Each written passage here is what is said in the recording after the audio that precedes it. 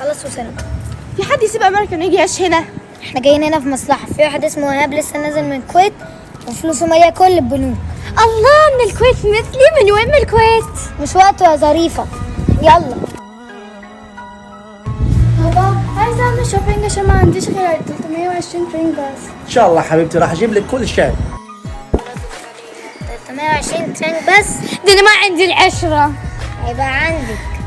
احنا دي هتبقى مصلحة عسل، احلام وتمنى. نورت مصر يا ايهاب باشا. نورها بهلها يا مصطفى. امرني مصطفى، انا ويايا 100,000 دولار بحولهم لمصري. عناية يا باشا عناية. تسلم. يلا 100,000 دولار ده يعملوا بتاع نص مليون جنيه. ان شاء الله ان شاء الله راح اجيب لك اللي تشيك وياي. اسف. بابا يلا يلا جاي. ايهاب